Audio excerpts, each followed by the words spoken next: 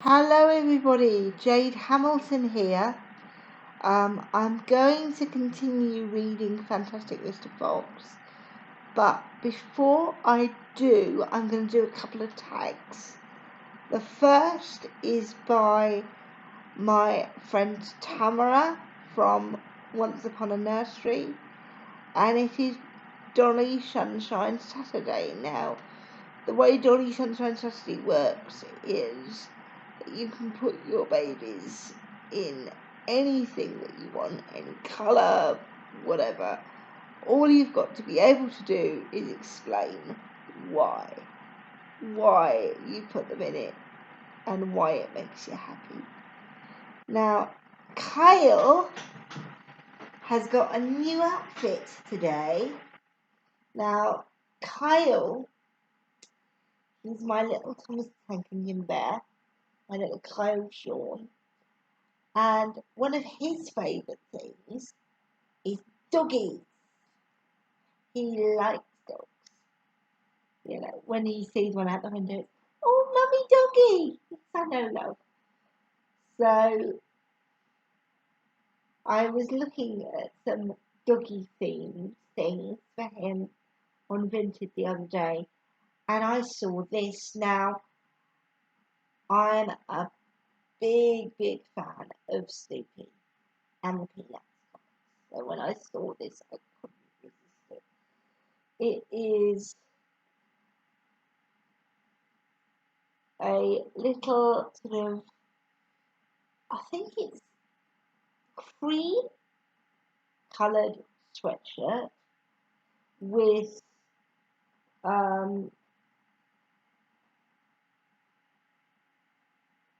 sort of little cartoons of Snoopy with little slogans underneath like give free hugs and what does it say?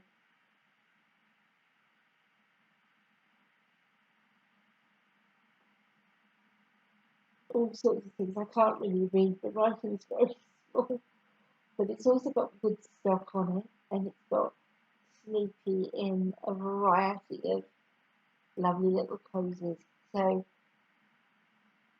Kyle gets his doggies, and Mummy gets him to remember cartoons on a Sunday morning when she was young, because the BBC always used to show repeats of Charlie Brown and Snoopy when I was a little girl, so on a Sunday morning. So it's lovely to remember that. And underneath the top, which is like a cream sweatshirt, buttons at the neck. I think it buttons at the back as well. It's got a little set of toffee coloured buttons at the back, and underneath it's got a pair of toffee coloured sweatshirt trousers with Snoopy written across the left hand side in white bubble writing, and it's very soft, and Kyle absolutely loves it because it's doggies, mummy. Don't you, Poppet? You like your doggies that mummy's got you, haven't you? Yeah.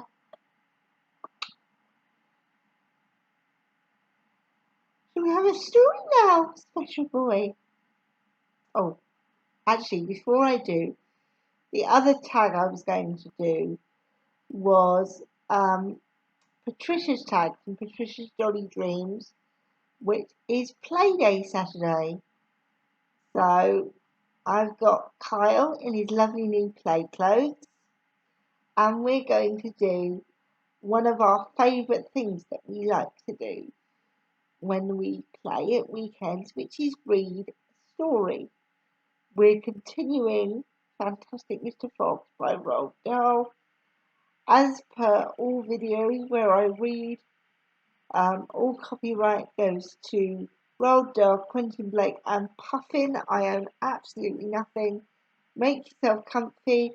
Grab yourself a hot drink if you've got one, and we'll begin. We're on chapter 7, which is called, rather ominously, We'll Never Let Him Go. At 6 o'clock in the evening, Bean switched off the motor of his tractor and climbed down from the driver's seat. Bunce did the same. Both men had had enough. They were tired and stiff from driving the tractors all day. They were also hungry. Slowly they walked over to the small fox's hole in the bottom of the huge crater. Bean's face was purple with rage. Bunce was cursing the fox with dirty words that cannot be printed. Boggis came waddling up. "Dang and blast the stinking fox!" he said. "What the heck do we do now?" "I tell you what we don't do," Bean said. "We don't let him go." "We'll never let him go," Bunce declared. "Never, never, never," cried Boggis. "Did you hear that, Mr. Fox?" yelled Bean, bending low and shouting down the hole. "It's not over yet, Mr. Fox. We're not going home till we've sprung you up."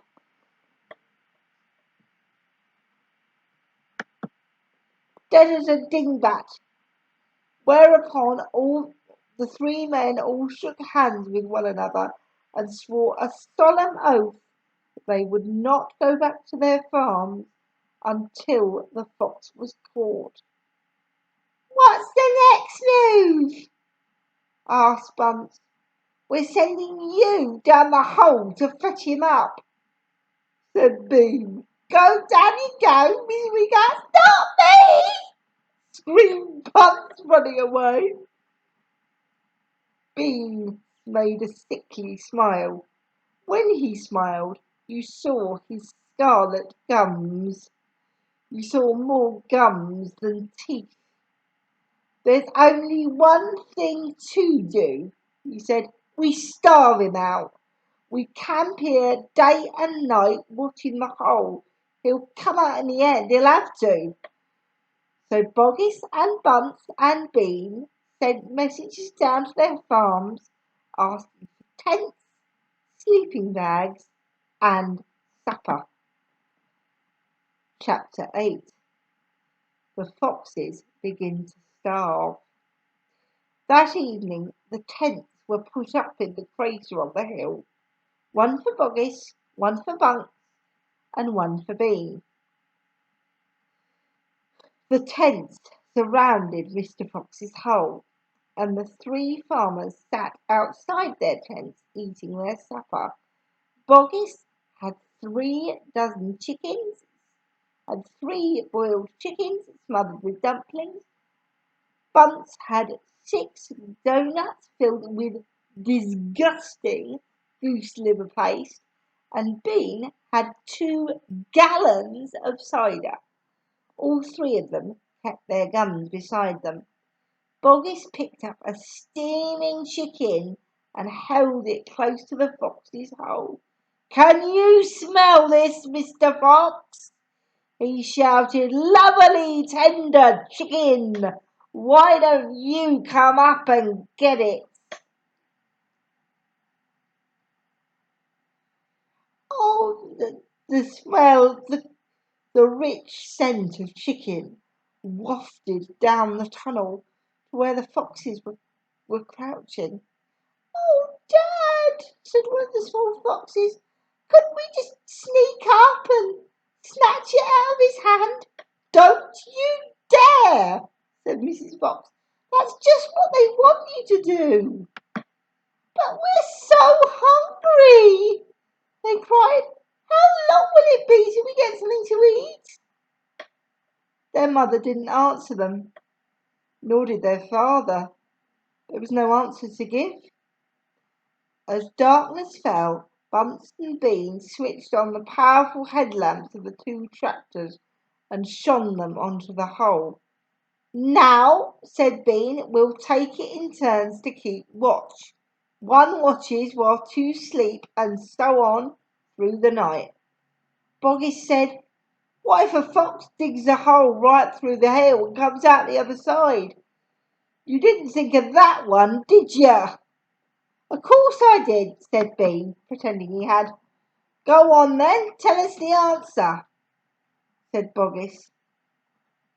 Bean picked something small and black out of his ear and flicked it away.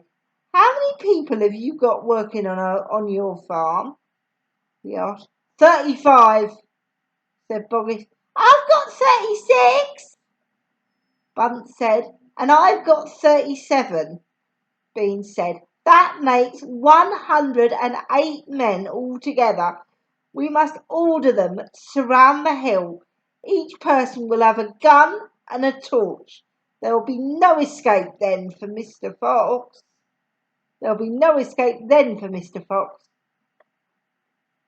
And so the order went down to the farms, and that night 108 people formed a tight ring round the bottom of the hill.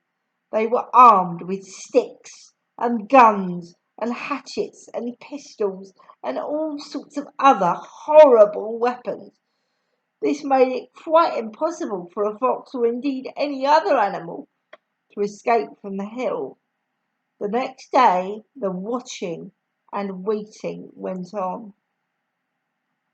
Boggis and Bunce and Bean sat upon small stools, staring at the fox's hole. They didn't talk much. They just sat there with their guns on their laps. Every so often Mr. Fox would creep a little closer towards the mouth of the tunnel and take a sniff. Then he would creep back again and say, they're still there. Are you quite sure? Mrs. Fox would ask.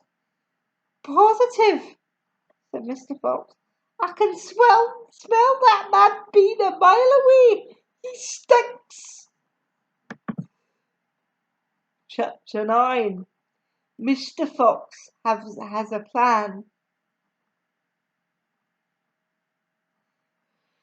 For 3 days and nights this waiting game went on. How long can a fox go without food or water? Boggis asked on the third day. Not much longer now, Bean told him. He'll make a run for it soon, he'll have to. Bean was right. Down in the tunnel, the foxes were slowly but surely starving to death. If only we could just have a tiny sip of water, said one of the small foxes. Oh, Dad, can't you do something? Couldn't we make a dash for it, Dad? We'd have a little bit of a chance, wouldn't we?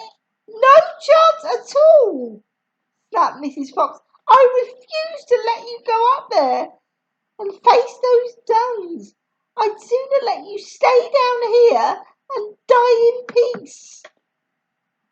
Mr. Fox had not spoken for a long time.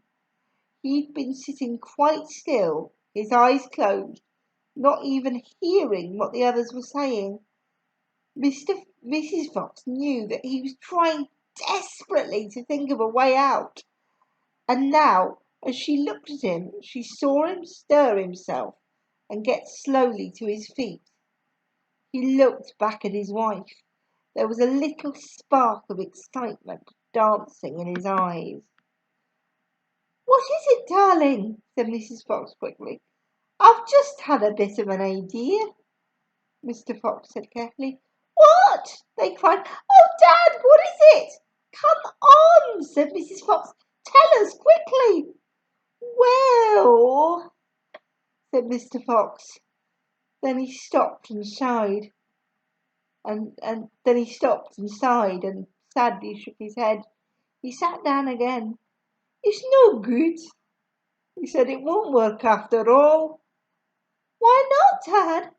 Because it needs more digging and we aren't any of us strong enough for that after 3 days and nights without food. Yes, we are, Dad, cried the small foxes, jumping up and running to their father. We can do it! You see if we can't! So can you! Mr. Fox looked at the four small foxes, and he smiled. What fine children I have, he thought. They're starving to death, and they haven't had a drink for 3 days, but they're still undefeated. I must not let them down. I must not let them down. I suppose we could give it a try, he said. Let's go, Dad. Tell us what you want us to do.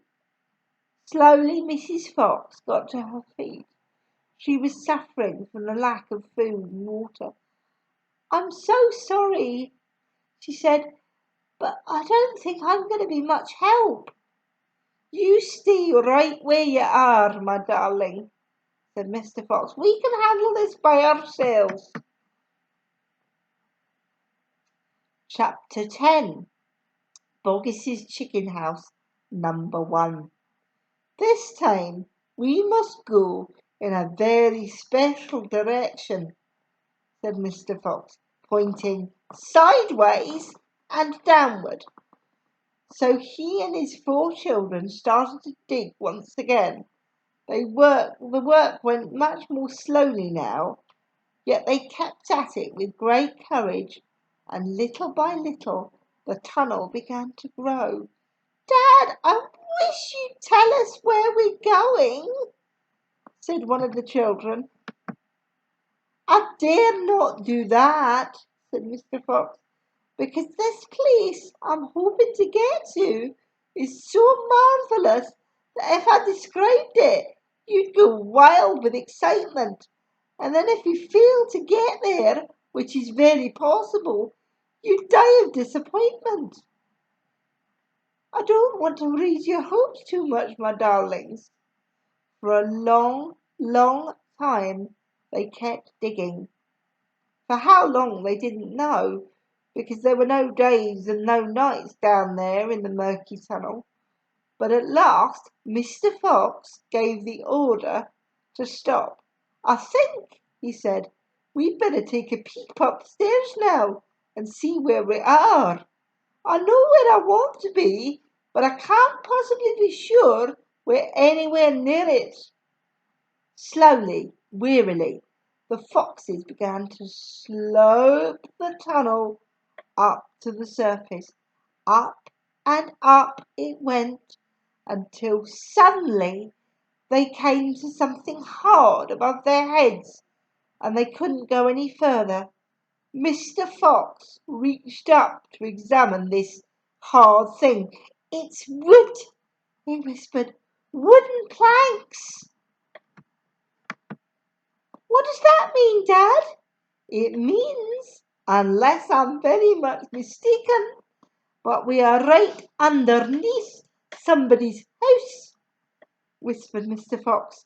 Be very quiet now while I take a peek. Carefully, Mr. Fox began pushing up one of the floorboards. The board creaked most terribly, and they all ducked down, waiting for something awful to happen. Nothing did. So Mr. Fox picked up a second board, and then very, very cautiously he poked his head up through the gap. I've done it! He yelled. I've done it! First time! I've done it! I've done it! He pulled himself up through the gap in the floor and started prancing and dancing with joy. Come on up! He sang out. Come up and see where you are, my darlings. What a sight for a hungry fox! Hallelujah! Hooray, hooray! The small foxes scrambled up out of the tunnel, and what a fantastic sight it was that now met their eyes. They were in a huge shed and the whole place was teeming with chickens. There were white chickens and brown chickens and black chickens by the thousand. "Boggis's chicken house number 1!" cried Mr. Fox. "It's exactly what I was aiming at. I hit it slap in the middle. Isn't that fantastic? And if I may say so, rather clever." The small foxes went wild with excitement. They started running around in all directions, chasing the stupid chickens. "Wait!" ordered Mr. Fox. "Don't lose your heads. Stand back. Calm down. Let's do this properly. First of all, everyone have a drink of water." They all ran to the chicken's drinking trough and lapped up the lovely cool water. Then Mr. Fox chose 3 of the plumpest hens, and with a clever flick of his jaws, he killed them instantly. "Back to the tunnel," he ordered. "Come on, no fooling around. The quicker you move, the quicker you shall have something to eat." One after another, they climbed down through the hole in the floor, and soon they were all standing once again in the dark tunnel. Mr. Fox reached up and pulled the floorboards back into place. He did this with great care. He did it so that no one could tell they'd ever been moved. "Here you go," he said, giving the 3 plump hens to the biggest of his 4 small children. "Run back with these to your mother. Ask her to prepare a feast. Tell her the rest of us will be along in a jiffy as soon as we've made a few other little arrangements." Chapter 11. The small fox ran back down the tunnel as fast as she could, carrying the 3 plump hens. She was squealing with joy. "Just wait," she kept thinking. "Just wait till Mummy sees these." She had a long way to run, but she never stopped once on the way, and she came bursting in upon Mrs. Fox. "Mummy!" she cried out of breath. "Look, Mummy, look! Wake up and see what I brought you." Mrs. Fox opened one eye and looked at the hens. I'm dreaming," she murmured, and closed the eye again. "You're not dreaming, Mummy. They're real chickens. We're saved. We're not going to starve." Mrs. Fox opened both eyes and sat up quickly. "But my dear child," she cried, "where on earth? Boggis's chicken house number 1!" spluttered the small fox. "We tunneled out right under the floor, and you've never seen so many big fat hens in all your life. And Dad said to prepare a feast. They'll be back soon." The sight of food seemed to give new strength to Mrs. Fox. "A feast it shall be," she said, standing up. "Oh, what a fantastic fox your father is! Hurry up, child, and start plucking those chickens." Far down in the tunnel, the fantastic Mr. Fox was saying, "Now for the next bit, my darlings. This one'll be easy as pie. All we have to do is dig another little tunnel from here to there." "To where, Dad?" "Don't ask so many questions. Start digging." Chapter 12. Badger. Mr. Fox and the remaining small foxes dug fast and straight. They were all too excited now to feel tired or hungry. They knew they were going to have a whacking great feast before long, and that it was none other than Boggis's chicken. And the fact that it was none other than Boggis's chickens they were going to eat made them churgle with laughter every time they thought of it. It was lovely to realise that while the farmer was sitting up there on the hill waiting for them to starve, he was also giving them their dinner without knowing it. "Keep digging," said Mr. Fox. "It's not much further." All of a sudden, a deep voice above their heads said, Who goes there? Who goes there?" The foxes jumped. They looked up quickly, and they saw, peeking through a small hole in the roof of the tunnel, a long, black, pointed, furry face. "Badger!" cried Mr. Fox. "Foxy!" cried Badger. "My goodness me! I'm glad I've found someone at last. I've been digging around in circles for 3 days and nights, and I haven't the foggiest idea where I am." Badger made the hole in the ceiling bigger and dropped down beside the foxes. A small badger dropped down after him. "Haven't you heard what's happening up on the hill?" Badger said excitedly. "It's chaos! Half the wood has disappeared, and there are people with guns all over the countryside. None of us can get out, even at night. We're all starving to death." "Who is we? Who is we?" asked Mr. Fox. "All us diggers. That's me and Mole and Rabbit and our families. Even Weasel, who can usually sneak out of the tightest spots. He's right now hiding down my hole with his family. What on earth are we going to do, Foxy? I think we're finished." Mr. Fox looked at his 3 children and he smiled. The children smiled back at him, swearing in secret.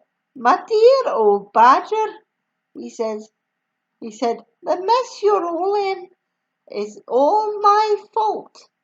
Is all my fault." "I know it's your fault," said Badger furiously, "and the farmers are not going to give up till they've got you. Unfortunately, that means us as well. It means everyone on the hill." Badger sat down and put a paw around the small badger. "We're done for," he said softly. "No, no, we're not," said Mr. Fox. "At this very minute Mrs. Fox is preparing for me and my children the most delicious feast of plump, juicy chickens." "Stop!" cried Badger. "Don't tease me. I can't stand it." "It's true!" cried one of the small foxes. "Dad's not teasing. We've got chickens galore." "And because everything is entirely my fault," said Mr. Fox, "I invite you to share the feast. I invite everyone to share it. You and Mole and Rabbit and Weasel and all your families. There'll be plenty to go round, I assure you." "You mean it?" cried Badger. "You really mean it?" Mr. Fox pushed his face close to Badger's and whispered darkly, "Do you know where we've just been?" "Where?" "Right inside Boggis's chicken house number 1." "No." "Yes. But that is nothing to where we're going now. Going now? You come just at the right moment, my dear Badger. You can help us dig, and in the meanwhile your little one can run back to Mrs. Badger and all the others and spread the good news."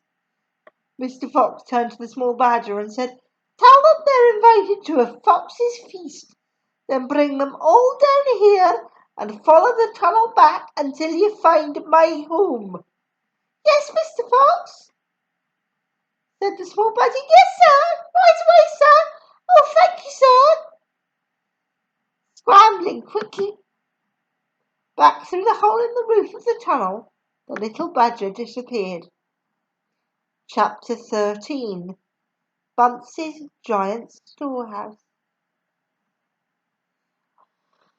"My dear Foxy," cried Badger, "what in the world's happened to your tail?"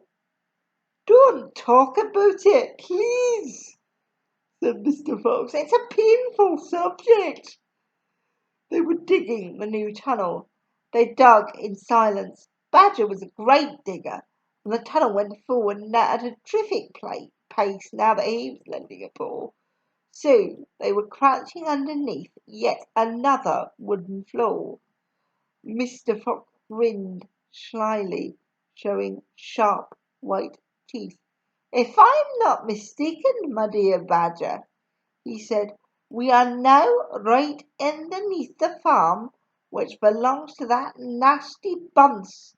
In fact, directly underneath the most interesting part of that farm." "Ducks and geese!" cried the small foxes, licking their lips. "Juicy, tender ducks and big fat geese!" "Exactly," said Mr. Fox.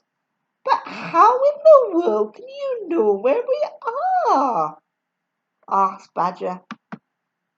Mr. Fox grinned again, showing even more white teeth. "Look," he said, "I know my way around these farms blindfold. For me, it's just as easy below ground as it is above it." He reached high and pushed up one wooden floorboard, then another. He poked his head through the gap. "Yes!" he shouted, jumping up and into the room above. "I've done it again! I've hit it smack on the nose! Right in the bull's-eye! Come and look!" Quickly, Badger and the three small foxes scrambled up after him. They stopped and stared. They stood and gaped. They were so overwhelmed they couldn't speak. For what they now saw was a kind of fox's dream, a badger's dream, a paradise for hungry animals. "This, my dear old badger," proclaimed Mr. Fox, "is Bunce's mighty storehouse.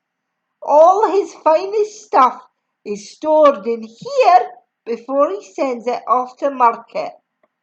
Against all four walls of the great room, stocked in cupboards and piled upon shelves, reaching from floor to ceiling, were thousands and thousands of the finest and fattest ducks and geese, plucked and ready for roasting. And up above, dangling from the rafters, there must have been at least 100 smoked hams and 50 sides of bacon. "Just feast your eyes on that!" cried Mr. Fox, dancing up and down. "What do you think of it, eh? Pretty good grub." Suddenly, as though springs had been released in their legs, the three hungry small foxes and the ravenously hungry badger sprang forward to grab the luscious food. "Stop!" ordered Mr. Fox. "This is my party, so I shall do the choosing." The others fell back, licking their chops. Mr. Fox began prowling around the storehouse, examining the glorious display with an expert eye. A thread of saliva slid down one side of his jaw and hung suspended in mid-air, then snapped. "We mustn't overdo it," he said. "Mustn't give the game away. Mustn't let them know what we've been up to. We must be neat and tidy and take just a few of the choicest morsels. So, to start with, we shall have 4 plump young ducks." He took them from the shelf. "Oh, how lovely and fat they are! No wonder Bunce gets a special price for them in the market. All right, Badger, lend me a hand to get them done. You children can help as well. There we go. Goodness me, look at how your mouths are watering. And now I think you better have a few geese. 3 will be quite enough. We'll take the biggest. Oh my, oh my. You've never seen finer geese than these in a royal kitchen. Gently does it. That's the way. And what about a couple of nice smoked hams? I adore smoked ham, don't you, Badger? Fetch me the step ladder, will you? Fetch me that step ladder, will you, please? Mr. Fox climbed up the ladder and handed down 3 magnificent hams. And do you like bacon, Badger? I'm wild about bacon, cried Badger, dancing with excitement. Let's have a side of bacon. That big one, up there. And carrots, Dad, said the smallest of the three small foxes. We must take some of those carrots. Don't be a twerp, said Mr. Fox. You know we never eat things like that. It's not for us, Dad. It's for the rabbits. They only eat vegetables. My goodness me, you're right, cried Mr. Fox. What a thoughtful little fox you are. Take 10 bunches of carrots. Now soon all this lovely loot was lying in a neat heap upon the floor. The small foxes crouched close, their noses twitching, their eyes shining like stars. And now, said Mr. Fox, we shall have to borrow from our friend Bumps 2 of those useful trolleys over there in the corner. He and Badger fetched the trolleys, and the ducks and geese and hams and bacon were loaded onto them. Quickly the trolleys were lowered through the hole in the floor. The animals slid down after them. Back in the tunnel, Mr. Fox again pulled the floorboards very carefully into place so that no one could see they'd been moved. My darlings, he said, pointing to 2 of the 3 small foxes, take a cart each and run back as fast as you can to your mother. Give her my love and tell her we're having guests for dinner. The badgers, the moles, the rabbits and the weasels. Tell her it will be a truly great feast. And tell her the rest of us will be home as soon as we've done one more little job. Yes, Dad, right away, Dad, they answered, and they grabbed a trolley each and were rushing off down the tunnel. Chapter 14. Badger has doubts. Just one more visit, cried Mr. Fox. And I bet I know where that'll be, said the only small fox left now. She was the smallest fox of them all. Where? asked Badger. Well, said the smallest fox, we've been to Boggis and we've been to Buns. We haven't been to Bean. It must be Bean. You are right, said Mr. Fox. But what you don't know is which part of Bean's place we're about to visit. Which? They both said together. Aha!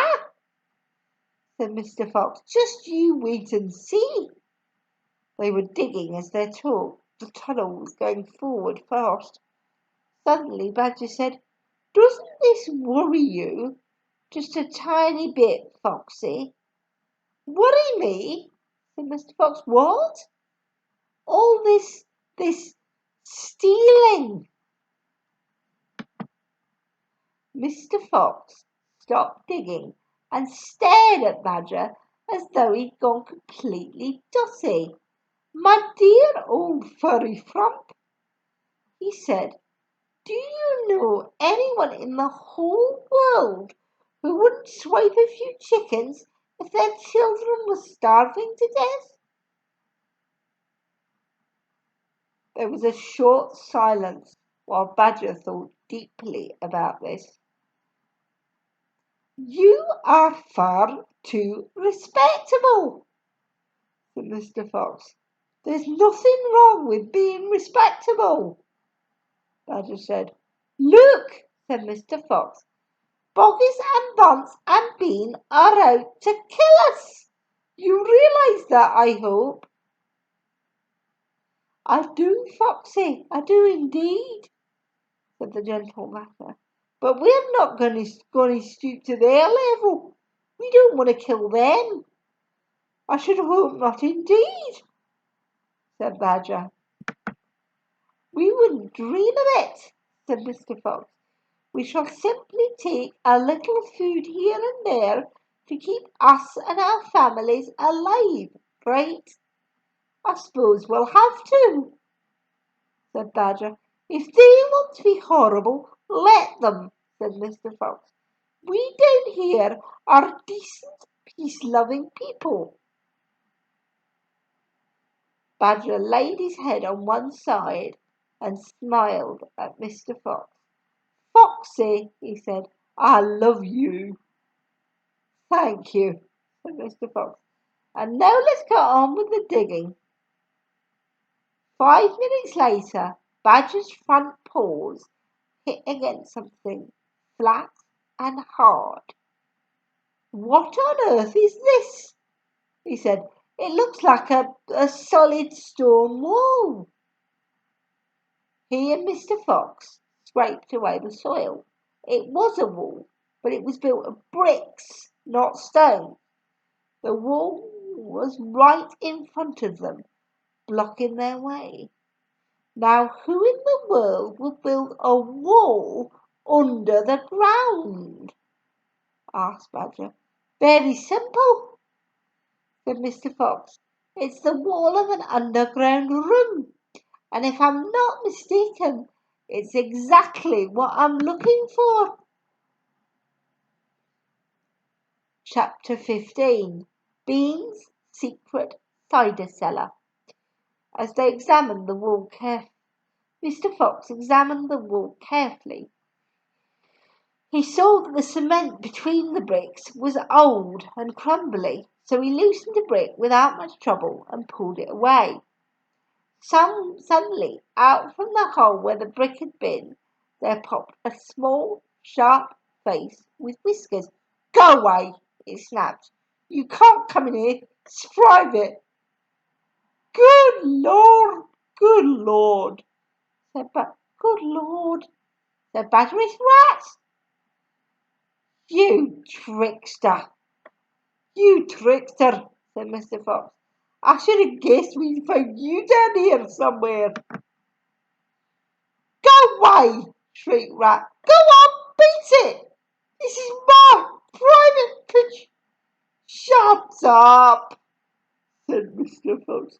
I will not shut up, shrieked Rat. This is my place. I got here first. Mr. Fox gave a brilliant smile, flashing his white teeth. My dear Rat, he said softly, I am a hungry fellow, and if you don't hop it quickly, I shall eat you up in one gulp. That did it. Rat popped back fast out of sight. Mr. Fox laughed and began pulling more bricks out of the wall. When he'd made a big-ish hole, he crept through it. Badger and the smallest fox followed him in. They found themselves in a vast, damp, gloomy cellar. This is it, cried Mr. Fox. This is what? Said Badger. This place is empty. Where are the turkeys? Asked the smallest fox, staring into the gloom. I thought Bean was a turkey man. He is a turkey man, said Mr. Fox, but we're not after turkeys now. We've got plenty of food. Then what do we need, Dad? Take a good look round, said Mr. Fox. Don't you see anything that interests you? Badger and the smallest fox peered into the half-darkness. As their eyes became accustomed to the gloom, they began to see what looked like a whole lot of big glass jars standing upon shelves around the walls. They went closer. They were jars. There were hundreds of them, and upon each one was written the word cider. The smallest fox leapt high in the air. "Oh, Dad!" she cried out. "Look what we found! It's cider!"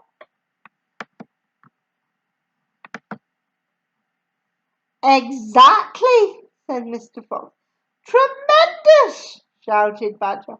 "Bean's secret cider cellar," said Mr. Fox. "But go carefully, my dears.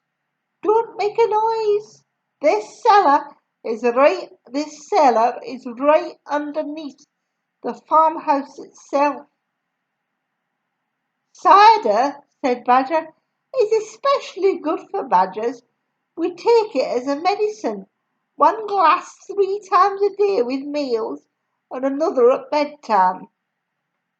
"It'll make the feast into a banquet," said Mr. Fox.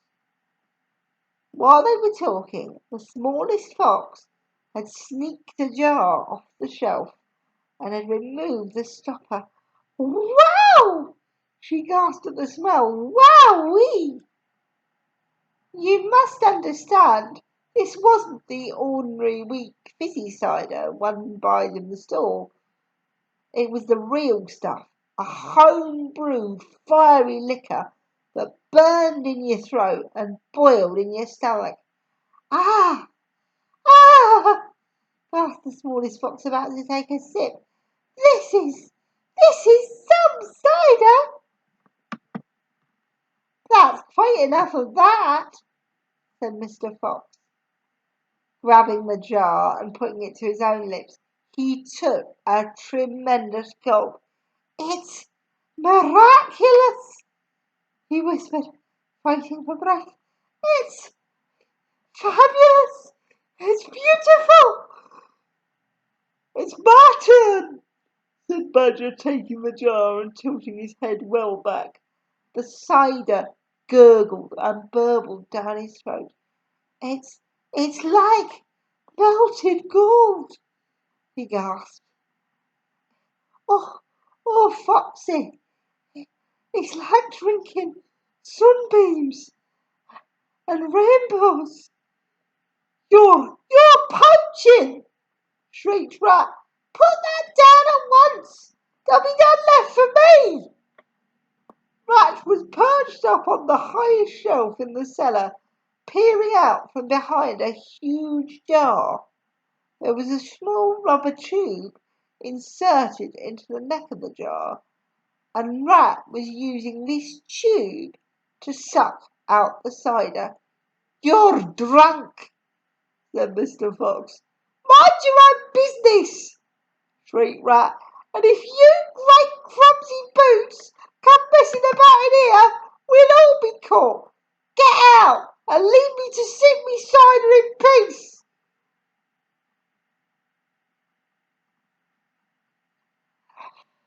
At that moment they heard a woman's voice calling out from the house above them. "Hurry up and get that cider, Mabel," the voice called.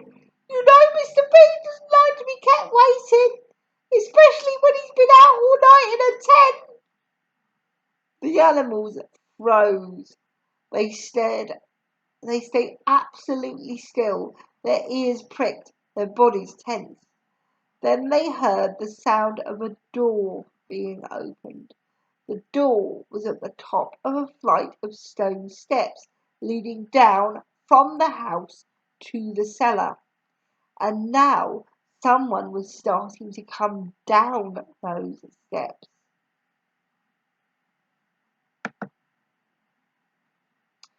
Chapter 16.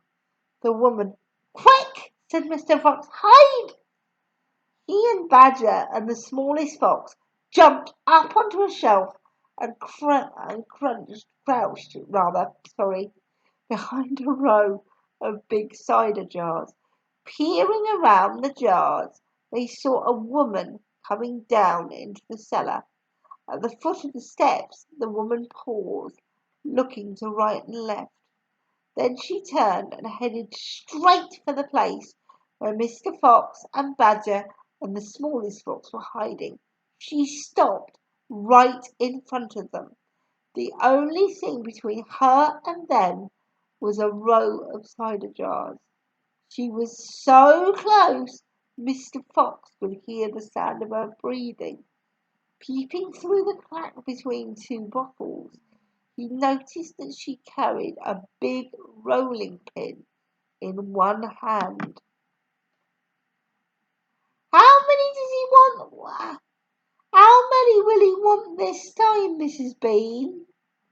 The woman shouted, and from the top of the steps the other voice called back, "Bring up 2 or 3 jars." "He drank 4 yesterday, Mrs. Bean." "Yes, but he won't want that many today, because he's not going to be up there more than a few hours longer. He says the fox is bound to make a run for it this morning. It can't possibly stay down that hole another day without food." The woman in the cellar reached out and lifted a jar of cider from the shelf. The jar she took was next but one to the jar behind which Mr. Fox was crouching. I'll be glad when that rotten brute is killed and strung up on the front porch," she called out. "And by the way, Mrs. Bean, your husband promised I could have the tail as a souvenir." "The tail's all been shot to pieces," said the voice from upstairs. "Didn't you know that? You mean it's ruined?" "Of course it's ruined. They shot the tail but missed the fox." "Oh, heck," said the woman. "I did so want that tail."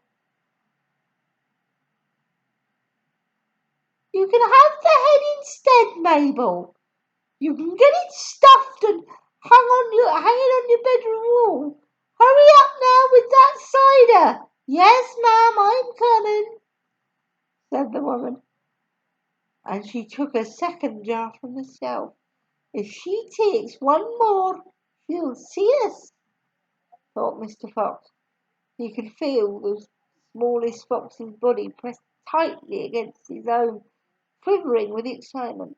"Will 2 be enough, Mrs. B? Or shall I take 3? My goodness, Mabel, I don't care, so long as you get a move on." "Then 2 it is," said the woman, speaking to herself now. "He drinks too much anyway." Carrying a jar in each hand with the rolling pin tucked under one arm, she walked across the cellar. At the foot of the steps she paused and looked around, sniffing the air. "There's rats down here again, Mrs. Bean. I can smell 'em." "Then poison them, woman, poison them. You know where the poison's kept." "Yes, ma'am," Mabel said. She climbed slowly out of sight of the steps. The door slammed. "Quick," said Mr. Fox. "Grab a jar each and run for it." Rats stood on his high shelf and shrieked. "What did I tell ya? You nearly got nabbed, didn't ya? You nearly gave the game away. You keep out of here from now on. I don't want you around. This is my place." "You," said Mr. Fox, "are going to be poisoned." "Poppycock," said Rat. "I'll sit up here and watch you putting the stuff down. She'll never get me." Mr. Fox and Badger and the smallest fox ran across the cellar, clutching a gallon jar each. "Goodbye, Goodbye, rats, they called out as they disappeared through a hole in the wall. Thanks for the lovely cider. Thieves! Shrieked Rat. Robbers! Bandits! Burglars! Chapter 17. The Great Feast. Back in the tunnel, they paused so that Mr. Fox could brick up the hole in the wall. He was humming to himself as he put the bricks back into place. I can still taste that glorious cider, he said. What an impudent fellow Rat is. He has bad manners, Badger said. All rats have bad manners. I've never met a polite rat yet.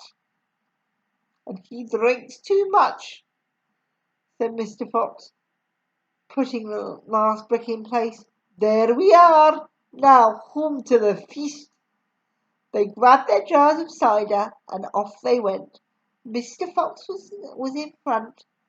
The smallest fox came next, and Badger last. Along the tunnel they flew, past the turning that led to Bugs's mighty storehouse, past Boggis's chicken house #1, and then up the long home stretch towards the fox's home. Keep it up, my darlings, shouted Mr. Fox. We'll soon be there.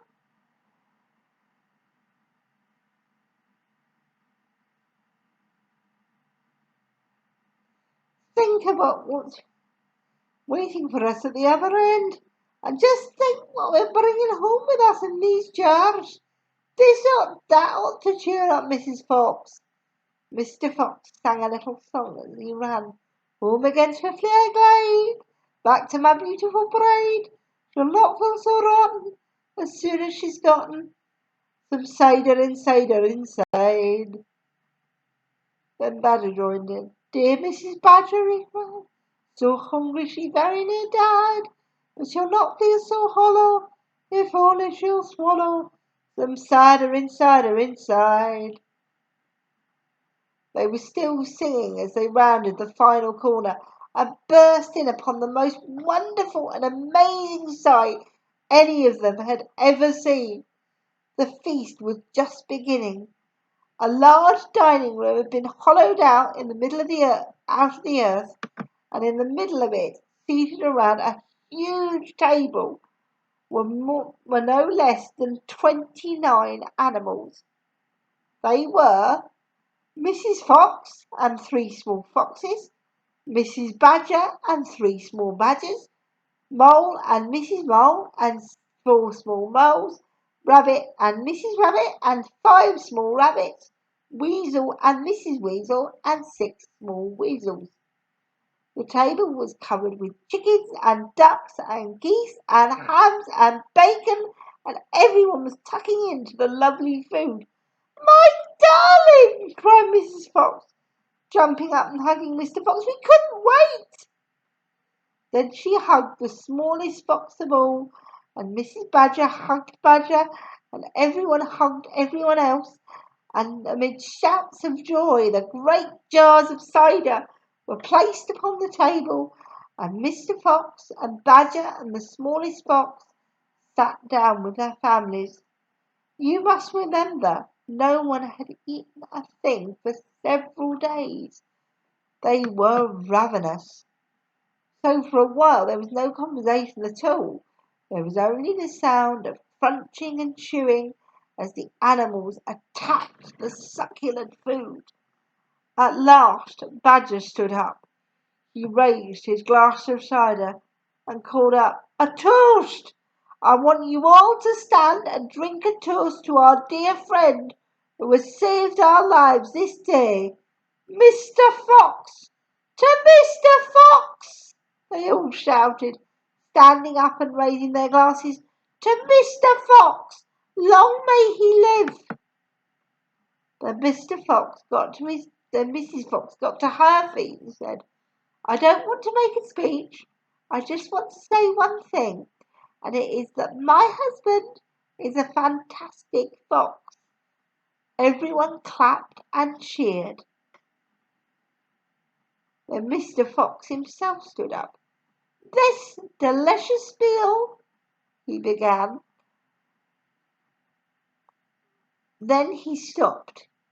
In the silence that followed, he let fly a tremendous belch. There was laughter and more clapping. This delicious meal, my friends, he went on, is by courtesy of Messrs. Boggis, Bunce and Bean. More cheering and laughter. And I hope you've enjoyed it as much as I have. He let fly another colossal belch. Better out than in, said Badger. Thank you, said Mr. Fox, grinning hugely. But now, my friends, let us be serious. Let us think of tomorrow, and the next day, and the days after that. If we go out, we will be killed. Right? Right! They shouted. We'll be shot before we've got a yard. We'll be shot before we've got a yard, said Badger. Exactly, said Mr. Fox. But who wants to go out anyway? Let me ask you that. We're all diggers, every one of us. We hate the outside. The outside is full of enemies. We only go out because we have to get food for our families. But now, my friends, we have an entirely new setup. We have a safe tunnel leading to three of the finest stores in the world.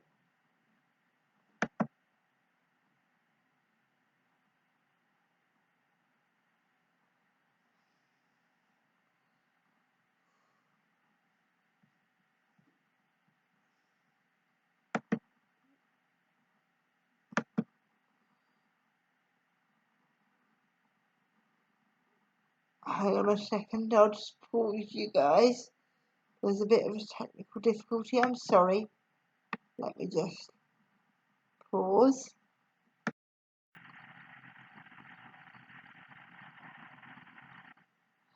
We do indeed, said Badger. I've seen them. And you know what this means, said Mr. Fox. It means that none of us need ever go out in the open again. There was a buzz of excitement around the table. I therefore invite you all, Mr. Fox went on, to stay here with us forever. Forever, they cried. Forever, they cried. My goodness, how marvellous! And Rabbit said to Mrs. Rabbit, my dear, just think, we're never going to be shot at again in our lives. We will make, said Mr. Fox, a little underground village with streets and houses on each side, and separate houses for badgers and moles and rabbits and weasels and foxes. And every day I will go shopping for you all, and every day we will eat like royalty. The cheering that followed this speech went on for many minutes. Chapter 18. Still waiting. Outside the fox's hole, Boggis and Bunce and Bean sat beside their tents with their guns on their laps. It was beginning to rain. Water was trickling down the necks of the three men and into their shoes. You won't stay down there much longer now, Boris said. The break must be finished, Bunce said. That's right, Bean said. He'll be making a dash for it any moment. Keep your guns handy. They sat there by the hole, waiting for the fox to come out. And as far as I know, they are still waiting. That's the end of the story there. Mr. Fox eventually sorted everything out, didn't he? He sorted things out for his family and for all his friends. And horrible bogies and mums and mean are still sat there like great lummoxes, waiting for him to come out. Was that a good story, Kyle? Yeah? Did you enjoy that? I hope you did too. Thank you for watching, subscribing, commenting. It really makes my day when you do. And I'll see you soon. Can you wave, Kyle? Good boy. Bye bye, everybody.